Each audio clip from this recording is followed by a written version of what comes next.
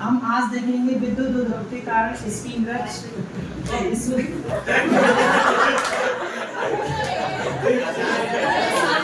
तो सारी चीजें कट जाएंगी। विद्युत उद्योग के कारण इसकी नृत्य या विषुवत के तल पर स्थित किसी बिंदु पर विद्युत क्षेत्र की तीव्रता। तो देखो हम विद्युत उद्योग समझ चुके हैं और विद्युत उद्योग आघूर्ण क्या होता है ये भी समझ चुके हैं, ठीक है। तो सबसे पहले हमें एक विद्युत उद्योग दिया हुआ है,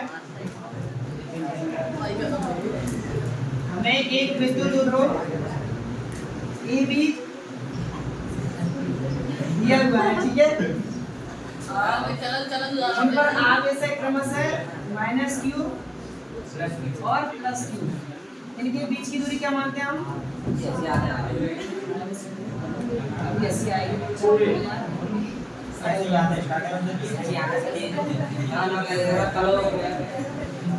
तो हमें विद्युत उद्योग ए भी दिया हुआ है जिन पर आवेश क्रमशः माइनस क्यू व प्लस क्यू है, इनके बीच की दूरी क्या है? 2a। हमें इसके मध्य बिंदु O से इसकी नृत्य पर, कहाँ पर? नृत्य पर स्थित यानी नृत्य पर r दूरी पर स्थित बिंदु P पर क्या ज्ञात करनी है? विद्युत क्षेत्र की तीव्रता। यानी हमें इसके मध्य बिंदु O से इसकी नृत्य पर r दूरी पर स्थित किसी बिंदु P पर विद्युत क्षेत्र की तीव्रता ज्ञात करनी है। तो इसके लिए वही फॉर्मूला लगाएंगे। सबसे पहले हम माइनस क्यू आवेश के कारण P बिंदु पर विद्युत क्षेत्र की तीव्रता ज्ञात करेंगे, फिर प्लस क्यू आवेश के कारण P बिंदु पर विद्युत क्षेत्र की तीव्रता ज्ञात करेंगे और दोनों आवेशों के कारण विद्युत क्षेत्र की तीव्रता ज्ञात करके दोनों का क्या करेंगे? सदिश। क्या करेंगे? सदिश। तो हमें P बिंदु पर क्या मिल जाएगी? कुल विद्युत क्षेत्र की तीव्रता। अगर किसी Q आवेश के कारण R दूरी पर हमें क्या चाहिए? विद्युत क्षेत्र की तीव्रता। तो इसका फॉर्मूला होता है E बराबर AQ/R, ठीक है। ये फॉर्मूला लगाते हैं हम। अब हमें अगर माइनस क्यू आवेश के कारण P बिंदु पे क्या चाहिए? विद्युत क्षेत्र की तीव्रता। तो हमें बीच की क्या चाहिए? अब अगर अपन देखें कि A से B तक कितनी दूरी है? 2a। तो A से O तक कितनी दूरी होगी? a। कितनी हो जाएगी? a। और O से B तक की दूरी कितनी हो जाएगी? तो कहने का मतलब मेरा ये है कि A से O तक दूरी हो गई a और O से B तक दूरी भी क्या हो गई? a, ठीक है। और हमें कौन सी दूरी चाहिए? यानी A से B तक की। तो ये कोण बन जाएगा थीटा, ये क्या बन जाएगा? थीटा। और ये कितना कोण बनेगा? 90 डिग्री। ये कौन सा त्रिभुज बन गया? तो हमें ए भी हमारा हो गया कर्ण।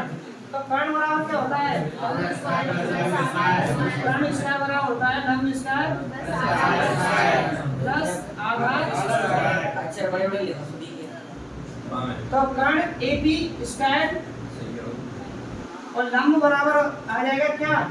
आर स्क्वायर और आधार आ गया तुम्हारा ए स्क्वायर। तो ए बी बराबर आ जाएगा तुम्हारा under root R square plus. तो ये ए बी जो दूरी होगी वो हो जाएगी हमारी R square plus B square, ठीक है। ऐसे ही अगर बी पी अगर ये दूरी निकाले अपन प्लस क्यू आवेश के कारण यहाँ पे निकाले तो ये वाली जो दूरी आएगी वो भी क्या आएगी? R square plus. तो ये कोण भी कितना बनेगा? ठीक है। अब हम माइनस क्यू आवेश के कारण P बिंदु पर विद्युत क्षेत्र की तीव्रता ज्ञात कर लेंगे और प्लस क्यू आवेश के कारण भी P बिंदु पे क्या ज्ञात कर लेंगे? कुल विद्युत क्षेत्र की तीव्रता निकालने के लिए दोनों का हम क्या कर देंगे? सदिश, यानी दिशा सहित। तो सबसे पहले अपन निकालेंगे माइनस क्यू आवेश के कारण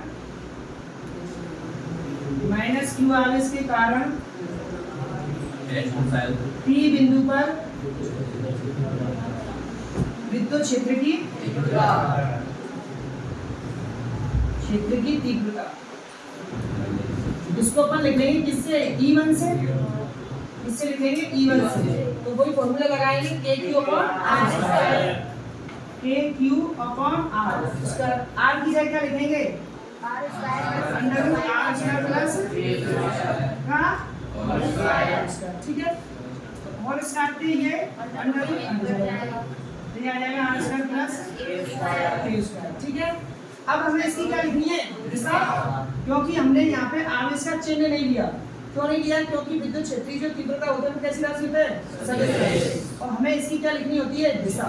तो अब इसकी दिशा लिखेंगे तो माइनस क्यू आवेश के कारण जो विद्युत क्षेत्र की दिशा होता है वो होता है माइनस क्यू। किधर होता है माइनस क्यू। ये दिशा हो जाएगी तुम्हारी बी से ए की ओर, यानी बी से ए की ओर। कोई दिक्कत ठीक है, ये हो जाएगा समीकरण नंबर। अब निकालेंगे हम प्लस क्यू आवेश के कारण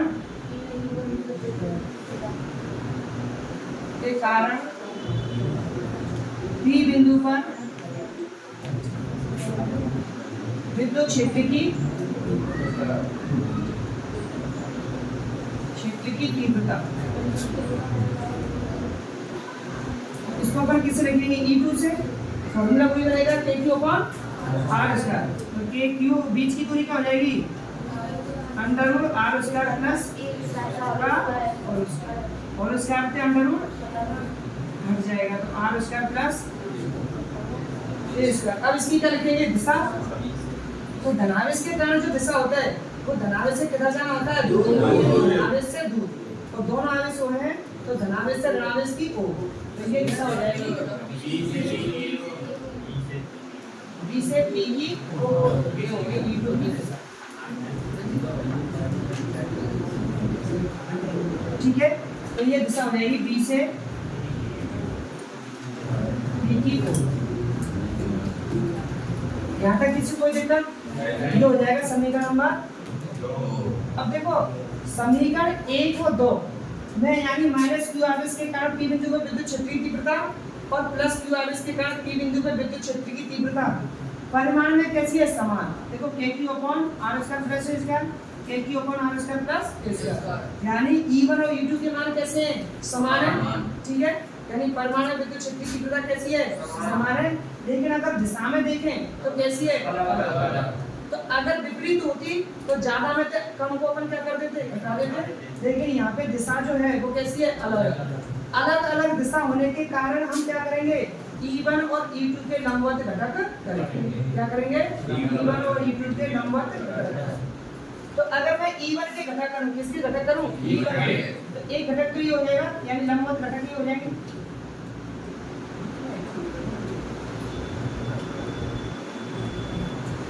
ठीक है, तो देखो अगर ये थीटा कोण बना है तो ये भी कितना बनेगा थीटा बनेगा, कितना बनेगा थीटा। अब E1 के घटक करें तो जिधर थीटा बनेगा वो किसका घटक होगा cos का, और जिधर कोण नहीं बन रहा है वो किसका होगा तो ये हो जाएगा तुम्हारा E1 cos थीटा, और ये तुम्हारा हो जाएगा E1 sin थीटा ठीक है।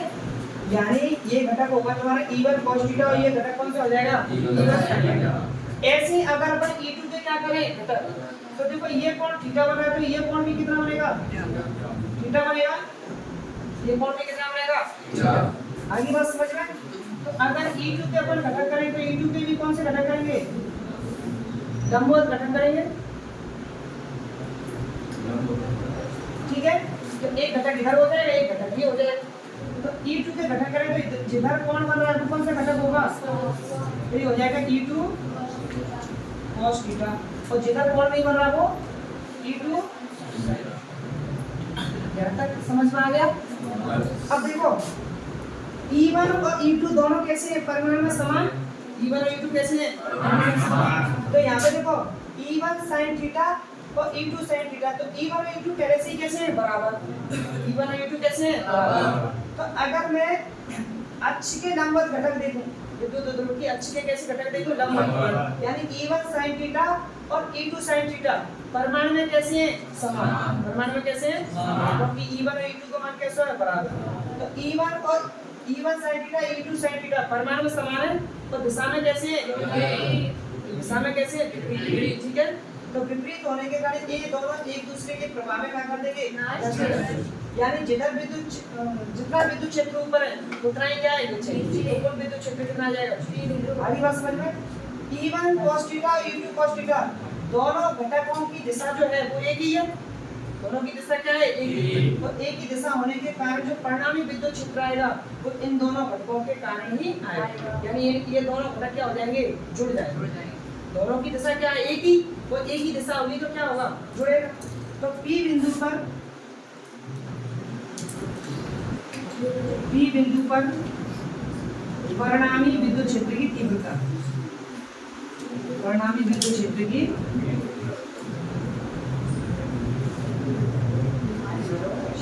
तीव्रता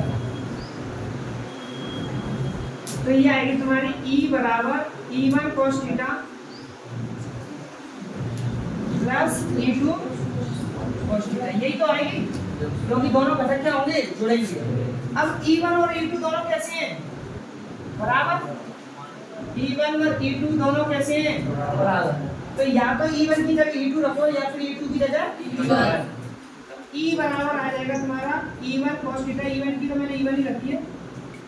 E1 cos थीटा और E2 की जगह क्या रखा हूं मैं E1। तो E1 cos थीटा। आगे बात समझ में। तो ये कितने cos थीटा हो गए E1 cos थीटा हो गए E1 cos theta plus E1 cos theta. तो ये हो जाएंगे तुम्हारे 2E1 cos थीटा। ये हो जाएगा समीकरण नंबर 3। ठीक है आगे बात समझ में। अब देखो E1 की वैल्यू अपन रख सकते हैं समीकरण 1 में। यानी समीकरण 1 से एक का मान 3 में रखने पर तो रखो E की E 2 की 2 E1 की वैल्यू क्या रखेंगे KQ upon R square plus KQ upon R square plus cos theta की। ठीक है अब देखो या तो त्रिभुज AOP ए वाला त्रिभुज ले लो या फिर त्रिभुज OBP। इन दोनों त्रिभुजों में से किसी एक त्रिभुज को लेके हम किसकी वैल्यू निकाल सकते हैं cos थीटा की। इसकी वैल्यू निकाल सकते हैं और cos थीटा की वैल्यू को यहाँ पे क्या करेंगे पुट करें। तो इसको अपन मान लेते हैं ये समीकरण 4 है। ठीक है तो त्रिभुज AOP में cos थीटा बराबर क्या होगा। तो देखो थीटा के सामने ये लंब हो गया 90 डिग्री के सामने ये कर्ण हो गया तो ये क्या हो गया आधार। तो cos थीटा बराबर क्या होता है आधार बटे कर्ण। तो आधार क्या होगा AO की वैल्यू क्या है A। तो कर्ण क्या है √r² प्लस। ठीक है यानी अब इसका मान कहां पर रखेंगे समीकरण 4 E बराबर E की 2 KQ upon R² plus A² cos theta की जगह A upon √r² plus A²। अगर मैं √ हटाऊं तो हमें उसे घात कितनी लगानी पड़ेगी 1/2। कितनी लगानी पड़ेगी तो मैं लिख सकता हूं यहाँ पे E बराबर 2 KQ upon R² plus A²। A की A और यहाँ पे R² प्लस A² की घात 1/2। आगे बात समझ में। अब देखो इस पे घात अपन कुछ भी नहीं है तो 1 मान सकते हैं। ठीक है तो यहाँ पे आधार है तुम्हारा R² प्लस A²। यहाँ पे भी आधार कितना है R² प्लस A²। दोनों का आपस में क्या हो रहा है मल्टीप्लाई। दोनों का क्या हो रहा है अगर आधार समान है तो गुणा में घातक फिर क्या होंगी क्या होंगी जुड़ जाएंगे। तो E बराबर आ जाएगा हमारा 2 KQ और A की A तो यहाँ पे A और ये 1/2 तो 1 + 1/2 कितना हो जाएगा 3/2। 1 + 1/2 क्या होगा 3/2। तो ये हो जाएगा तुम्हारा R² प्लस A² की पावर 3/2। ठीक है यहाँ पे भी कोई कंडीशन लगाएंगे कि जो R की वैल्यू है वो A से कैसी होगी बहुत ज्यादा। R की जो वैल्यू है वो A से कैसी है ज्यादा। तो हम लिख सकते हैं R ग्रेटर देन a, यानी r square plus a square की जगह क्या लिख सकते हैं? लगभग r स्क्वायर। क्या लिख सकते हैं? r स्क्वायर लिख सकते हैं कि नहीं लिख सकते? तो ये आ जाएगा हमारा e बराबर 2a। आवाज नहीं, तो इसकी जगह मैं लिखूं मैं r स्क्वायर, तो यहाँ पे घात कितनी है? 3y, तो 2 से 2 क्या हो जाएगा? वीडियो देख रहे हैं सब के सब। 2 से 2 क्या हो गया? कट गया, तो ओनली क्या बचा? 2a क्यूब a, नीचे 8, अब 2a पे ये रहा, 2a पे ये रहा q, और q into 2a क्या होगा?